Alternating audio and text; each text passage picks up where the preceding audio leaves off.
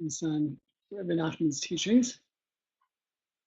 Thank you, Yossi Katz, for giving us this wonderful forum to spread the words of the Rebbe and his prime disciple, Reb Noson, Hashem.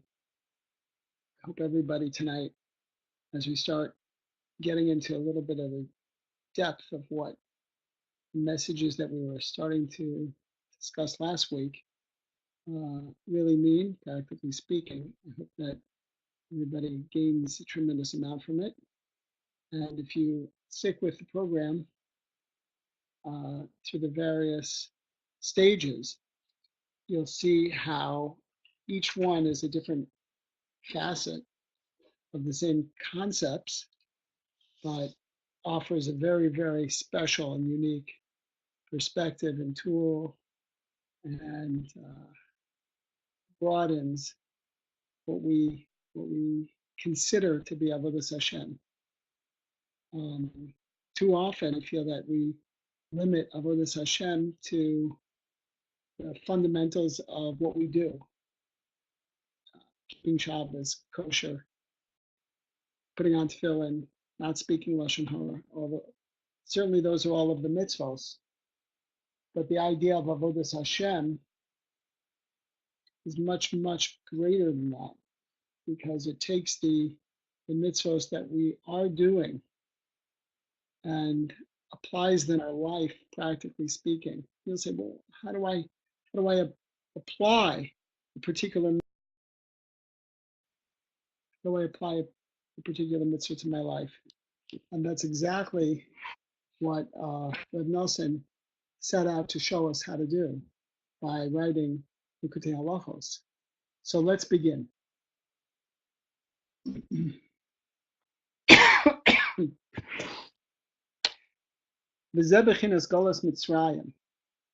is the idea of Galus Mitzrayim. We said on the first night that a Galus, an exile, is a distance from Hashem. And it's a constriction of the mind and of the heart and of the soul. And to the extent that we are a victim to our Yitzre Hara, to our Yetzer Hara, to the extent that we can't turn off the noise in our heads, to the extent that we have to look where we're not supposed to look, or think what we're not supposed to think, or say what we're not supposed to say, or eat what we're not supposed to eat, and the list goes on. To the extent that we're not able to do that, it demonstrates that we're in a galus. Because if we had clarity, then we would be motivated to do what we needed to do. So the idea here is to realize that the connection that we have to our Yetzer Hara is a form of galus, form of exile. And there is a solution, but that solution takes a little bit of effort. But the good part is that there's, like when you learn Rebbe Nachman, when you learn Likutey Maharan, you see that you don't have to wait to the end of the story to benefit greatly. A person doesn't have to wait to the end of their life, an entire lifetime of righteousness, in order to start experiencing the beauty, the love, the feelings, the connection. As soon as somebody, the Rebbe says, as soon as a person decides and turns around and faces the other direction, that's when the beautiful process starts. So a person shouldn't look at wherever they are and say, well, they're too far, because wherever they are, that's just their starting point. It doesn't matter. And the wonderfulness of being close to Hashem and of mitzvos and Torah is accessible to them where they are. So that's Galus Mitzrayim. So when I read these words, Galus Mitzrayim, you should know that's what I'm thinking. I'm thinking these kinds of thoughts. It's not just the translation of, if this is the concept of an Egyptian exile. Those are what the words mean. But the deeper understanding of the words is, to my estimation, is what I just shared with you. Additionally, when we want to extricate ourselves from that galus, from that exile, we need to have the right tools. These tools are called kelim, vessels. So a vessel can take the many different forms. It can take the form of our thoughts. It can take the form of our desires. A vessel can be what we say. A vessel can be also our bodies, how we use our bodies, how we eat, how we sleep. Last semester, we talked about how we go to work, how do we earn a livelihood, and making that and understanding the deeper connection that we can create with Hashem through that process. These are all kelim. We're not talking about a physical kli. We're not talking about a bowl or a glass. We're talking about spiritual kelim, and those spiritual kelim take many different forms, as I've just described. So I hope that as we go forward, we'll keep these definitions in mind, because it will tremendously enrich your connection to what we're learning. Ki yadua u'mefursam, it's well known and publicized, she'ikar galus Mitzrayim, that the main galus of Mitzrayim, haya al pagam habris, was because there was a blemish, a degradation in purity, specifically sexual purity, of being tahor. In the interview that I was zocha to conduct with Rabbi Yochanan Tauber and with Rabbi Chaim Kramer before Pesach, Chaim alludes to that right away from the very beginning. It's a big yesod, a big fundamental component of understanding Mitzrayim, why we were there, why it happened, what we do in reaction to it, in response to it, how do we get out of it, etc. So I recommend that you listen to the interview. You can find it on YouTube or on the BRI channel. But there is a pagam bris. There was a blemish as far as the purity of the person was concerned. That required the 70 souls of the house of Yaakov to be tested, the galus Mitzrayim, and to go through the purification of the exile of Egypt. Now, it wasn't a pagam bris in them. It wasn't a blemish of their purity. So whose purity was it that they were rectifying?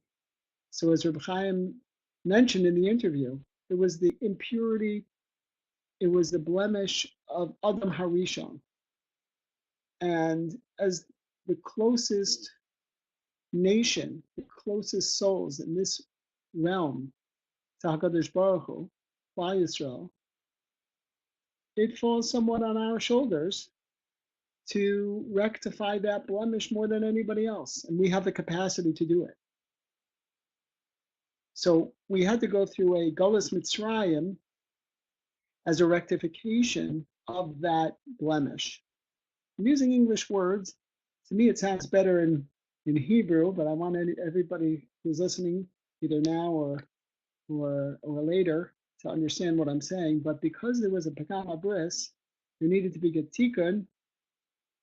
Klal Yisrael was the most the most appropriate, the only ones to effectuate that tikkun through being exposed to the tumah of Mitzrayim and reacting to it in an appropriate way.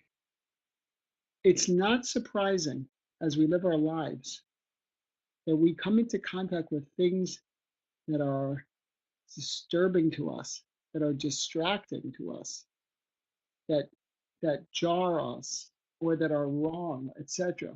That's not the surprise. It's there because we are being given the opportunity at that moment, just as we were in Mitzrayim, to respond a particular way in order to effectuate a tikkun. How do I know this? I know this because Rebbe Nachman says it in Torah, in Torah Lamed Dalet, in Lamed Vav, excuse me. So he says that the 70 souls of the house of Yaakov needed to be tested and purified through the Golus and Mitzrayim. So that was the purpose of the Golus. The purpose of the Golus was to purify us. You'll say, but we wound up on the lowest level, practically the lowest level, the 49th level of Tumah. Yeah, but that's only half of the story. True, we needed to come out of Mitzrayim at that moment, and we couldn't wait another minute because we were really, really struggling at that point. But we had also effectuated tremendous tikkunim. It's almost like somebody going into a ring, a prize fighter, and he's battling and battling and battling. And it's the end of the fight, and he's worn out. He's got nothing left. In fact, maybe one more hit and he'd go down himself. But he was able to prevail over his opponent. By the way, I'm not in favor of boxing. It's not my favorite sport. Just using that as an example. So we did effectuate tikkunim when we were in Mitzrayim. It was a success. How do I know it was a success? How do I know that Mitzrayim wasn't a failure? Mitzrayim was not a failure. How do I know? The reason why I know is because we got the Torah following Mitzrayim, which we would not have been zochet to prior. So yes, the Klal Yisrael were on practically the lowest level, but they were succeeding in their mission. They just weren't there long enough to do the complete job because they couldn't make it that much. They couldn't make it any longer. But the reality is they succeeded. And as a result of that, we went out of Mitzrayim and straight to Har Sinai. And that's what we want to do now. We want to leave Pesach and we want to go straight to Har Sinai. And it's not about, what we're going to, not only about how we're going to celebrate the Yontiv, what we're going to eat, who we're going to learn with, all of the details and the practical components, but it's about rectifying ourselves. Ki'ilu hu yatsa mitzrayim. It's as if you went out of Mitzrayim yourself, and this is exactly what Rebbe says, that every person has an experience of a Galus Mitzrayim and a Geula from that Mitzrayim on their own personal level. And it comes down basically to whether we know we're supposed to do it, whether we're taking advantage of it, and whether we're developing our tools in order to benefit from it. That's what we're doing now. So this Galus Mitzrayim was the composite of the 70 nations. And we said previously that the 70 nations, each nation has its specialty of Tumah. Not to say, I'm not being critical of the nations of the world in an overarching sense that they don't have anything to offer humanity. Of course they do. Otherwise, Hashem wouldn't have created them either. But they do have a component that keeps them away from Kedusha. And each nation has its component that keeps it away from Kedusha that the other nations of the world don't have. But they have their own unique component. But Klal Yisrael, although sometimes we may fall and adopt temporarily some of these components, and that's a terrible thing when it happens, we don't inherently possess those components. Meaning, if a particular nation has a component to it, that's part of the fabric of who they are. They can't distinguish between that component and who they are. Whereas if Klal Yisrael were to do that, a similar type of activity, it would be more on the level of a veneer. This is something that the person is doing that they don't really need to be doing. And at the moment they decide that they don't want to be doing it anymore sincerely, it'll be gone. They'll be able to wipe themselves clean of that spiritual impurity component. But that's not true for the nations of the world. This is what makes Klal Yisrael unique. It's not the fact that we're extra special because we have great minds, or we appreciate education, or we've survived for X number of years. These are all wonderful things, but the thing that makes Klal Yisrael a chosen nation is that we have an immutable, undamageable connection to the Borei Olam, to HaKadosh Baruch Hu, in a way, and in a such a complete way that is so unique compared to any other nation in the world that existed throughout all of history. Ki Golas Mitzrayim kol hagolios, because the Golas Mitzrayim incorporates all of the Golios, meaning Shekol Hashivim Umos, of all the 70 nations. Shekol Hagolios Muchanim B'Shem Mitzrayim, because every Golas is nicknamed Mitzrayim, because again, Mitzrayim, the word means a meitzar, it means a constriction. It means I'm not free to experience stronger connection or revelation in my life with HaKadosh Baruch Hu. So every Golus is nicknamed. Right now the person says they're in Mitzrayim, whatever Golus they're going through. Ki ikar Mitzrayim he'mervas haaretz shtufei zima, because the pasuk teaches us that Mitzrayim was referred to when the brothers came down. He accused them of coming to see the nakedness of the land. So, in the simple meaning of the psukim, he was accusing them of being spies. He was also alluding, by using the word ervas, the nakedness of the land, to the fact that Mitzrayim was shtufei zima. It was inundated. It was deluged with filth. Hainu, that is, kihein bechinas hagalas hakola kol shivim umos. And this is the overarching tuma of all of the 70 nations. Hainu, bechinas hataiba hakolius, is the overarching taiba.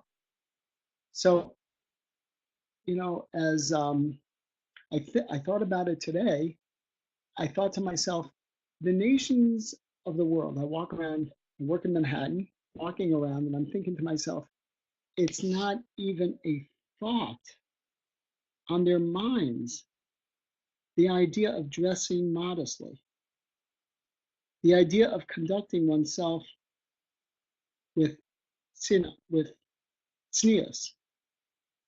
It's not a concept. Klal Yisrael has this concept. Taivas niyaf, this overarching taiva, taivas niyaf, shahamitzrim haya meshukayim b'yoser, and the Mitzrim at the time were so engrossed in it to the max. Nimsa, kisheshivim nefasho shabbeis Yaakov, when these 70 pure souls of the house of Yaakov, b'golas Mitzrayim, went into the Golas of Mitzrayim. Zeh bechinas Golas hanal. This is the Golas that we were referring to above, and that's referred to as above. That we've been spending a considerable amount of time trying to explain, so that we have a good foundation, so that when we hear all the lessons that Reb Noson is going to share with us, we're going to be able to take maximum advantage of them. The Hainu Golas shall call nefesh miYisrael shetzrich levo b'golas shel shivim lumos. It is that the 70 nations of Klal Yisrael needed to come into the gullus of the 70 nations.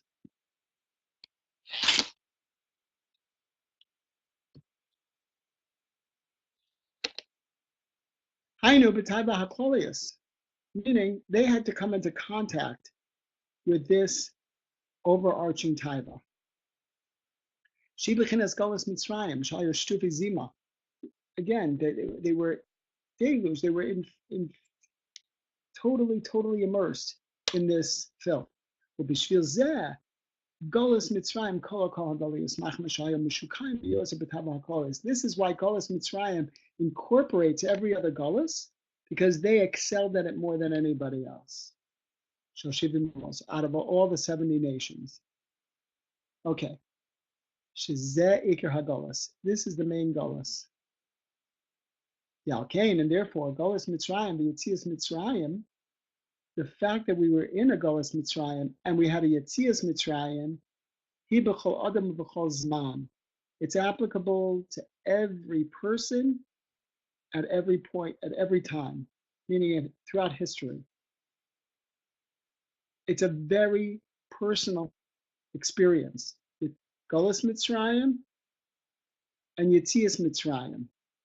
It's a very personal experience because it keeps repeating itself throughout history.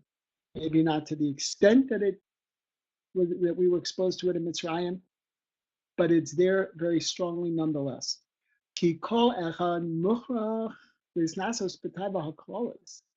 Because everybody needs to experience this and be tested with this taiva hakolis, with this overarching taiva. Shibach is Galus Mitzrayim, which was Galus Mitzrayim. And to the extent, and now we're starting to get into it. Not that we haven't been till now, we certainly have been, but I'm saying now we're starting to get into his point of halacha aleph here, Simon aleph. Is Galus Mitzrayim, and to the extent that a person is able to prevail over this taiva, let's say it's min hagalos shal hataiva haklalius shal shiva mumos, and to extract himself from the taiva haklalius, the overarching taiva of the 70 nations. This, and he will experience the Yetzias Mitzrayim. He will experience what they experienced then. And when the souls of Klal Yisrael go into that galus that we referred to above, he cries out 70 cries. So the Kabbalah teaches us that when a woman gives birth, before she's able to give birth, she cries 70 times. And similarly, when a person is in galus, it's as if they're hidden. They're hidden within their circumstance, within their environment. And they cry out to Hashem as a result of that experience with a yearning, with an insatiable desire to want to rid him or herself of the environment that they're in and to cling with all of their might to HaKadosh Baruch Hu. When a person does that, he cries out. That crying out is the crying out that they did when they were in Mitzrayim. And then when the person has a Yitzhak, it's as if they are born. They come into the world, just like a baby is born. Previously, you couldn't see the baby; it's inside its mother, and then it's born. It has a Yitzhak. As we explained, and this is the idea that they cried out to Hashem. Yishma Hashem is Kalenu. Hashem heard our voice. And this is what we said about Yetzias Mitzrayim, a Galus Mitzrayim, and explaining about the concept of the Galus. Hainu bechinas hakalim. This is the idea of crying out. Shitzo ekas hanefesh, that the soul cries out kashi baba Galus now, when it's in this Galus. And there's nothing wrong with crying out. A person should not refrain from crying out to Hashem when they experience challenges in their life. Of course, a person has to approach Hashem with gratitude, but Hashem knows very well the challenges that we have. And we should not refrain by any means from crying out to Him amidst those challenges. The Iker Golus Mitzrayim Haya Kedei Lavole Eskalus, and the main Golus Mitzrayim, the main exile of Mitzrayim, was in order to come to a Torah, the Torah. Ki achar kach zaku lekabbalas haTorah, and that's what we said. I basically, unfortunately, I kind of talked it out before I read it, but I guess it just flowed that way. But there's got to be a strong connection in a person's mind and heart between the Golus Mitzrayim and the Tzias Mitzrayim and the Kabbalas HaTorah. And the Kabbalas HaTorah represents clarity, closeness with Hashem. Hashem gave us mitzvos not to keep us busy. It's not like He said, oh, you know what? Everyone else is busy going to movies and going to the beach. Let's give Klal Yisrael lots of stuff to do, so maybe they won't have time to do some of those other activities. And that's not why He gave us mitzvahs. He gave us mitzvahs because each and every mitzvah is a vehicle through which we can get closer and closer to Hashem. Of course, we don't choose to do the mitzvahs when we want to or not want to. We do them anyway because we're mitzvah to do them. But we also need to do them with a focus of awareness of how that mitzvah can bring us closer to a greater Yedias Hashem, a greater understanding of HaKadosh Baruch Hu, a greater awareness of His involvement in our lives, and a deeper understanding of the experiences that we have and why we're having them. The Ikar HaGa'ula, Haisa Ayadei Moshe. The main Geula was came about through Moshe Rabbeinu. Shahaya Poler Shalgamim Mitayva Hana. And we all know the story that Moshe Rabbeinu was separated from his wife, Zipporah, and initially he was criticized by his brother and sister, and Miriam suffered saras as a result of it. But Moshe understood that for him, on his level and connection with HaKadosh Baruch Hu, it was time for him to play a different role than any other member of Klal Yisrael. That from this point forward, he was not going to live what would be a normative Jewish life that every other Jew would live, because he was not going to be intimate with his wife any longer as a result of being that connected to Torah. The Torah has 613 mitzvos. The gematria of Moshe Rabbeinu is 613. Moshe Rabbeinu is the essence of Torah, the embodiment of Torah. We have the Torah we have because it was because of Moshe Rabbeinu's ability to rise spiritually and physically up Har Sinai and retrieve it for us. There were other components as well, but the Torah, that's why it's called Torah's Moshe. It's not called Torah's Eliyahu or Torah's Beryl or Torah's Pamela. Why? Because Moshe Rabbeinu is unique. It's okay to say it. Moshe Rabbeinu was unique. Lo kam b'Yisrael k'Moshe od. No, there will never be somebody in Klal Yisrael like Moshe. And it was because of Moshe's ability to elevate himself that he was able to bring down for us from a very, very high spiritual level the Torah that we have. Just to read a note from Yankel. Yankel says, good evening, Yankel, by the way. Thank you for joining us.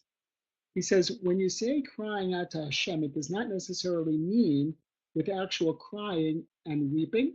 That's a question. Can I share something with you that recently happened to me, not interrupting your share too much? Sure.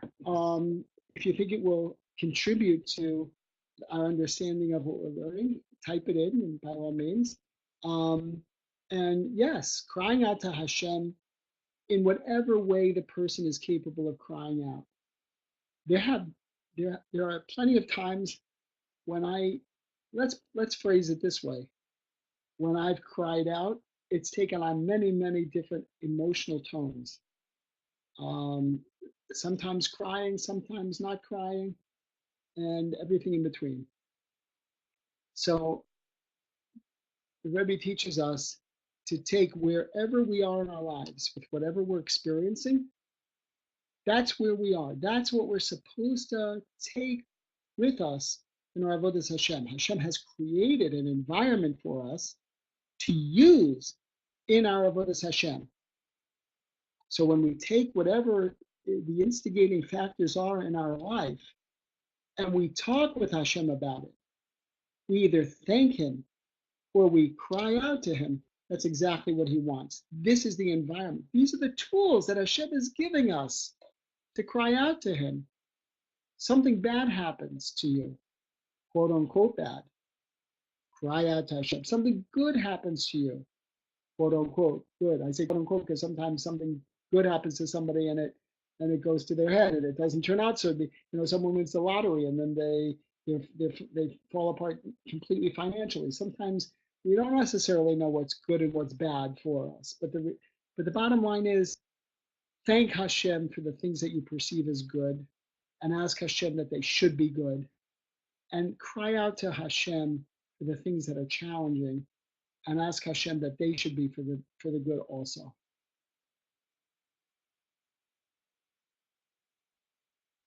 So just continuing on a little bit.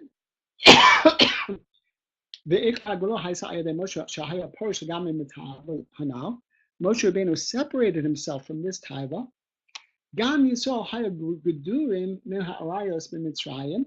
Also, Klal Yisrael were separated together. They had a fence around them from arayos, from immorality. And because of this, they were zocha to the geula. See, so this is what I'm saying. If the purpose of the Golas Mitzrayim was because it was the Kalma Bris, then they succeeded in large measure, not entirely, but in large measure, in accomplishing why they were there in the first place. But nevertheless,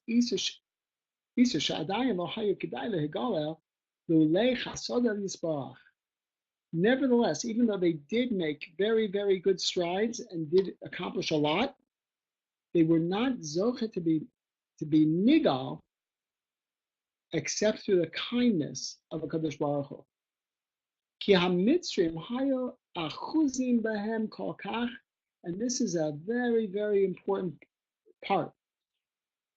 Mitzrayim had such a stronghold on them to the point ad shelohaya be'efshalahem letzeis, to the point where they could not escape. Lulei chasad of hagadolim, without the tremendous, without Hashem's tremendous kindness and awesome, amazing things that He did for us then.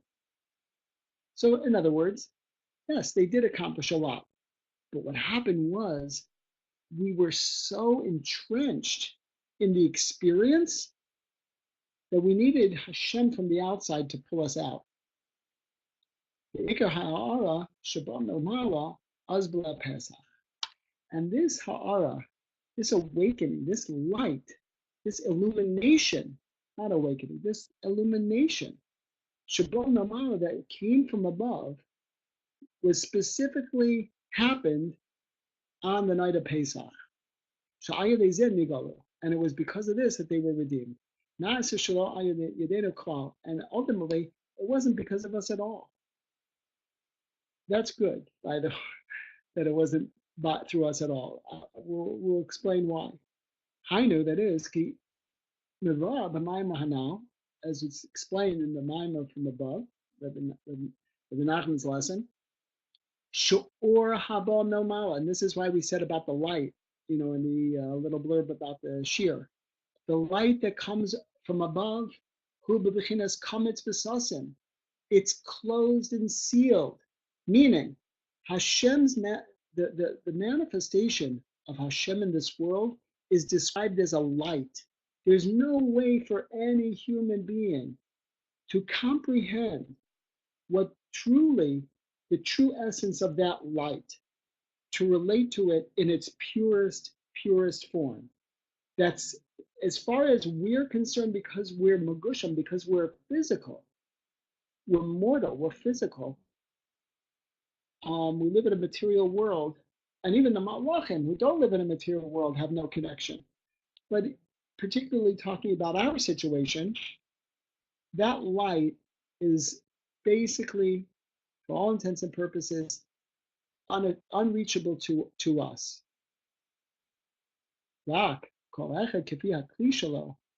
Each person, commensurate with his kli, his vessel, he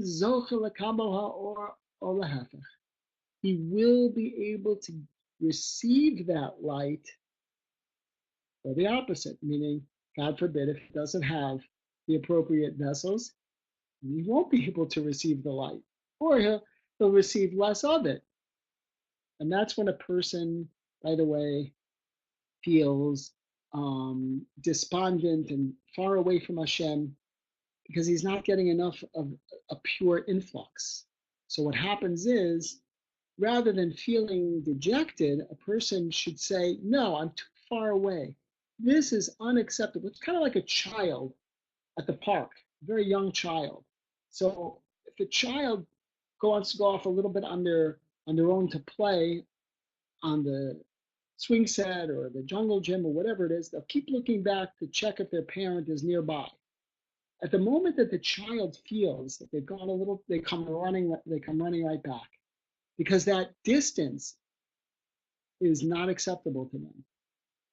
So similarly, a person has the capacity, and this is where I find this material to be so amazingly instructive and valuable, because a person has the capacity to create kelim, to create vessels through which they can receive greater and pure packets, of this Hashem's light. Even though the ultimate source of the light is off limits and sealed to us, but a person by creating the right kelim, by working on their kelim, and every Jew has the capacity to do this.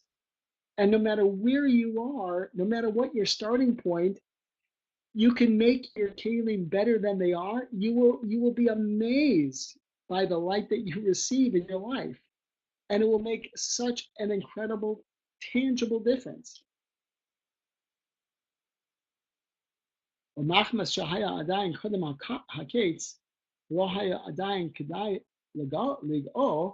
since, going back to Mitzrayim now, it was before the end, they were supposed to be there.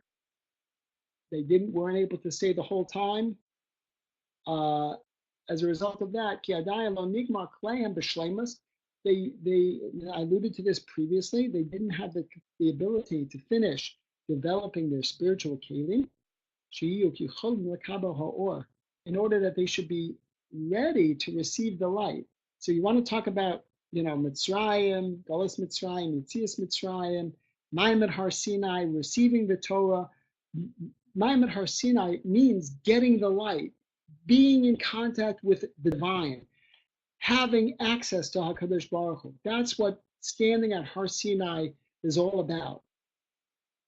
But their kelim, because they didn't spend the whole time that they were supposed to in Mitzrayim, Hashem took them out, quote unquote, prematurely because he needed to. But because of that, we didn't have enough time to finish rectifying the kelim we needed in this aspect. We did a good job, we did a lot of it, but we didn't finish the job. And as a result of that, Reb Noson says, their kelim were still not entirely complete, in order that they should be capable of being receptive to Hashem's light. Bidechinas ma'oros male, and the idea of having the full richness of that light. The Higal al Yedei, in order to be redeemed through this. In other words, if they had stayed in Mitzrayim the entire time they initially were supposed to, then Hashem would have appeared to them in His glory and in His light. They would have strolled out and been given the Torah. Instead, it had to happen through the Makos. There were trials and challenges along the way.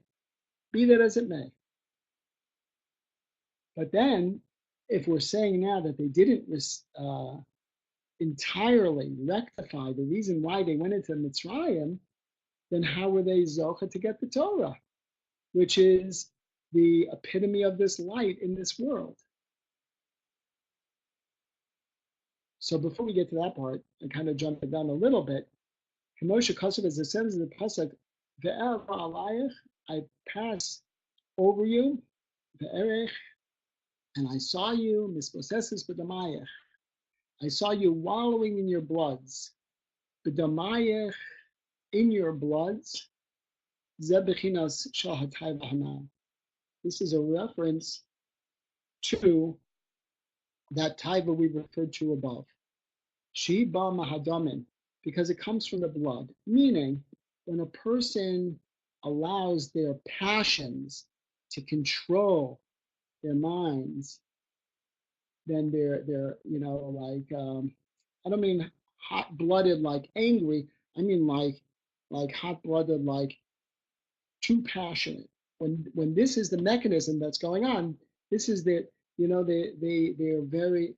It's a reference to the idea that their blood is really flowing within them. It's a little bit the idea. Now, even though they did guard themselves against immorality, like we said above, nevertheless,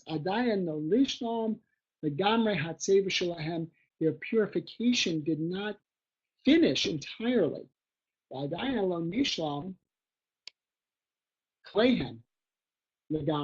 their kelim were not able to be completely finished.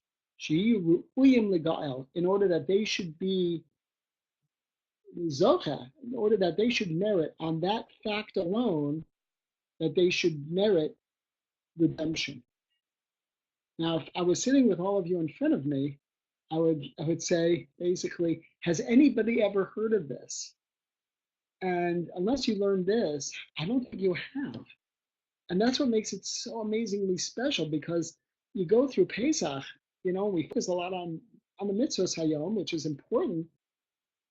And then we focus on Shavuos, which is also important, but it's possible to go through this entire tekufa, this entire period of time, and the entire, Omer up until Kabbalastic Torah, without really ever focusing on the main things that will give us the geula that we're looking for. So I'm hoping that we all are able to focus, to benefit, rather, I don't mean to focus, to benefit, to focus on these points and to realize this is what's really going on here. The Kamor B'Kama Mekomos Psukim explained in many places, in Psukim Sha'adai Elohayu Kedai Ligo, they were still not fit to be redeemed. It says, as it says in the pasuk, "Va'at Aaron the area, you were naked and bare." Meaning, what does it mean? Why do we say that pasuk even during the Haggadah? Why is it in the Haggadah?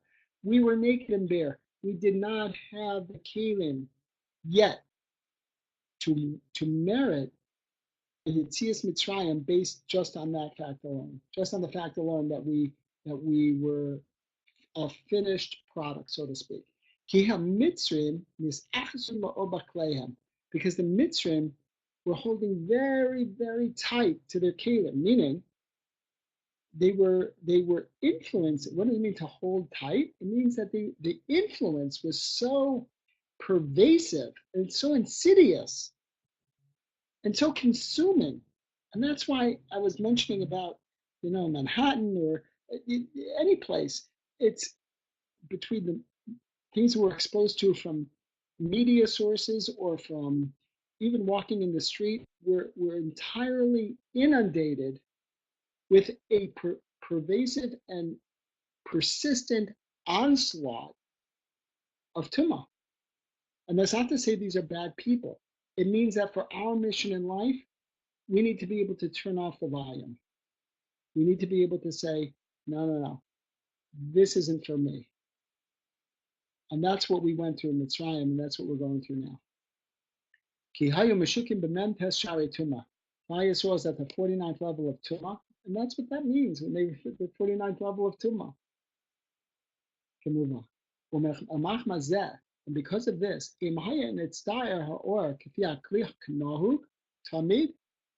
so as a result of this, if the light that came, why couldn't Hashem send down his light to us at that time?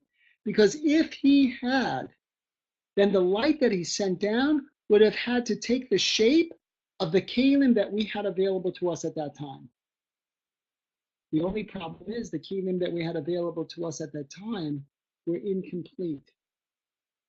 So they would have formed the light of Hashem, which is an or pashut, says Rebbe Nachman. It's a straight light. It's an undifferentiated light. It's neither good nor bad. It hasn't been segmented or segregated or directed one way. It's Hashem in his purest sense. So when that light comes down, it looks for a kli to go into.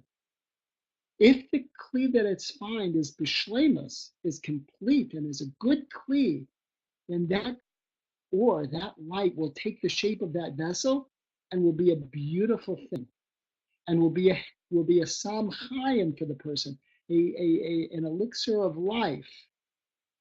But God forbid, if Hashem would give that light to somebody whose kelim were not mesukanim, then what would happen is either the light would go to waste because it would just spill out of the keli altogether, or God forbid, it could also be formed into a very, very ugly shape, and again, spiritually speaking. So what did Hashem do? Hashem didn't send it down in an unformatted way. We're going to discuss that. But he did us a huge, huge favor the night of Yetzias Mitzrayim by changing, we're going to discuss this, by changing the natural order and sending down a pre-packaged delivery so that we didn't have to do anything to it, and we were still able to benefit from it. That's how much Hashem loves us.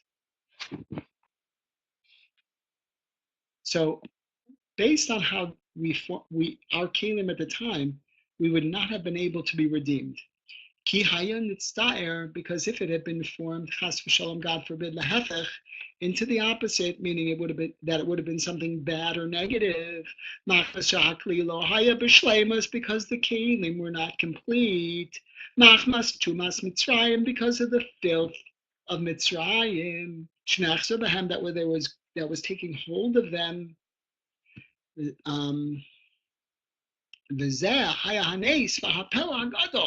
This was the amazing, amazing miracle that happened. That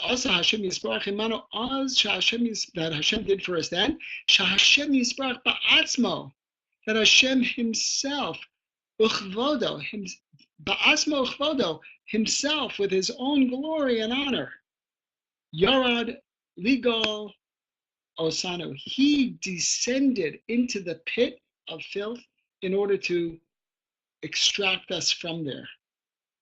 As it says in the pasuk, "Va'avarti be'eretz Mitzrayim," I traversed through the land of Mitzrayim. This is Hashem talking. Hainu, meaning that he did not conduct himself in the usual order of quote unquote nature.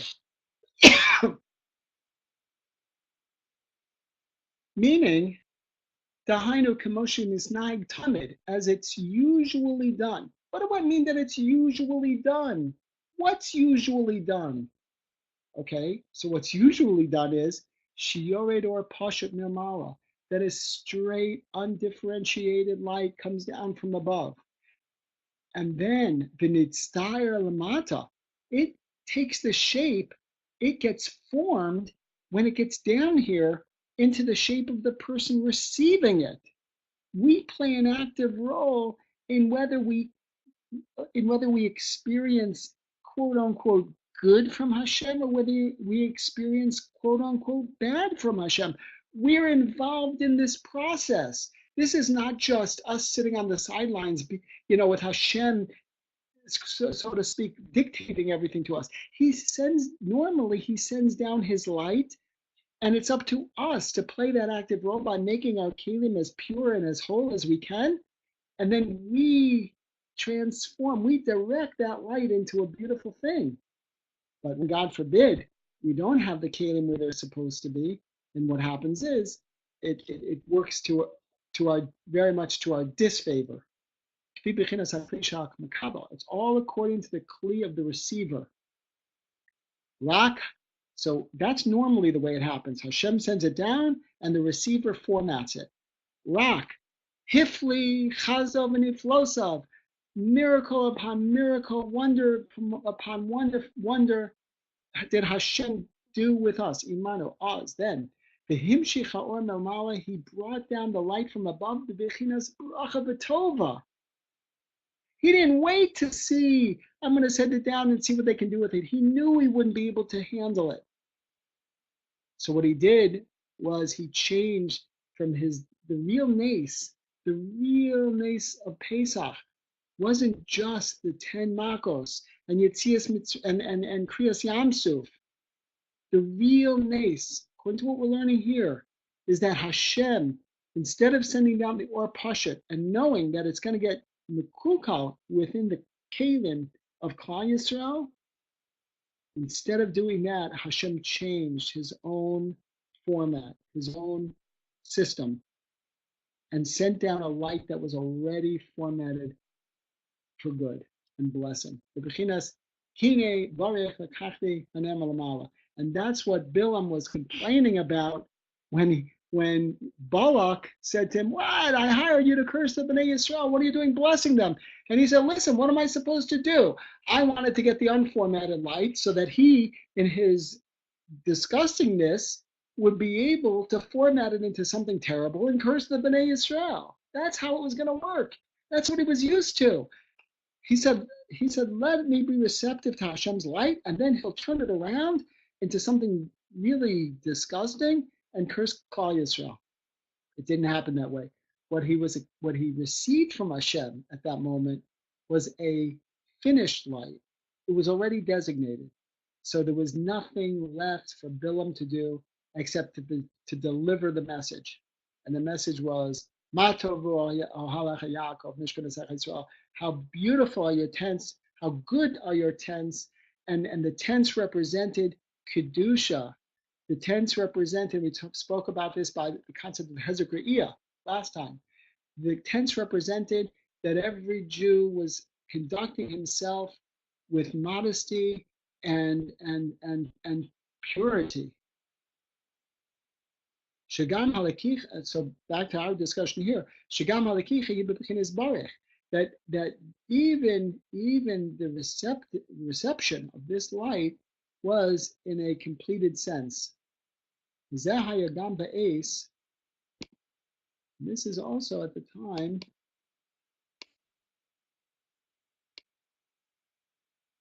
the Yetzias Mitzrayim, Shnitztar Ha'or, that the light was formed, the Mala, already when it was still up above, the Bechinas Bracha. It was formed.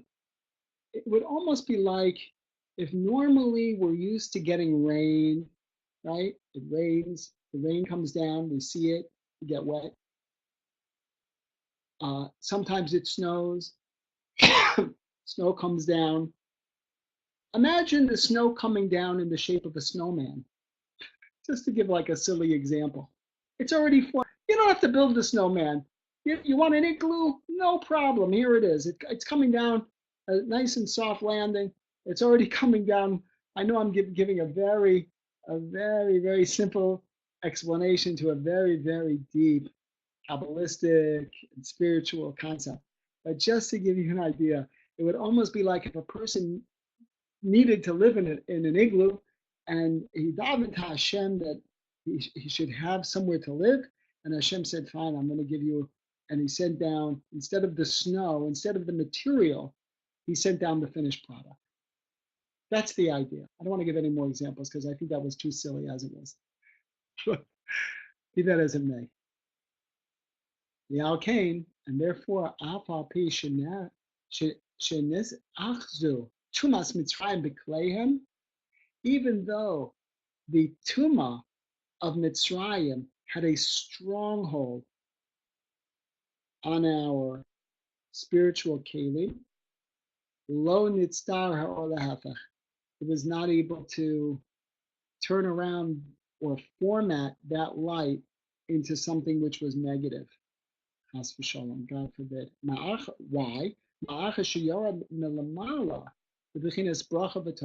Since it had already been pre-formatted from above. And it was because of this that they were redeemed. So we have the dual concept. The dual concept is, yes, they did work on themselves. Yes, they did maintain levels of purity. But yes, they were also at wit's end, spiritually speaking, at the 49th level of Tumah, and needed to be redeemed right then and there. But their kelim were not ready. But it didn't. But Hashem, nonetheless, came down to Mitzrayim, put himself into the thicket of Mitzrayim with a pre-formatted light that gave us the capacity to benefit from that light. It's almost like we were there and it was dark, and all of a sudden we see a beacon and we say, that's where I want to go. I want to go that direction. Let's go. And that's what happened. Kizos ha'ara havdola, and this was the greatest illumination, Shabbat Melmala, that came from above, the bechinas bracha v'tova, and it came down as a bracha, and it came down as goodness. Echnia tumas Mitzrayim, and it subdued the tumah of Mitzrayim, b'nitar ukleihem al yidei zeh, and it purified their kelim through this exposure, through this reception of this, or this beautiful light of holiness that was already formatted into bracha and goodness, the nigalu, and we were redeemed. So the idea is that we don't focus so much on the fact that Mitzrayim was, yeah, sure, maybe the Seder night we do. We focus on the fact that Mitzrayim experience was challenging and difficult and hard, and that we were struggling and it was very difficult. But those are could be perceived sometimes as negative thoughts. I don't mean them negatively, neither does the Torah. But the idea is that we recognize that from this experience of being exposed to this, we were rectifying our kelim. The Gullus itself was giving us an opportunity to stand up, and in this instance, reject what was being exposed to us and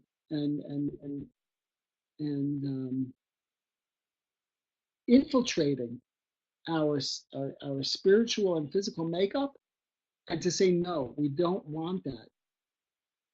And Hashem saw that we wanted that. Hashem heard our cry. That's how I know that we wanted it. They said, well, how do I know we wanted it? Because we cried out to Hashem. We cried out from work.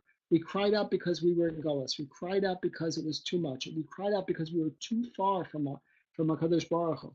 We had gone too far. And when Hashem saw or heard those sincere cries, however, whatever form they took, then Hashem said, now what I'm going to do is I'm going to change my usual order. And I'm going to go down and I'm going to give them an already prepackaged product. And with that, they'll be able to leave Mitzrayim and go straight to Har Sinai. So just to I want to read Yankel's comment because anybody that's just listening won't be able to see the text. Yankel writes, it was a mitzvah I wanted to do with all my heart, but lacked the full amount of the funds.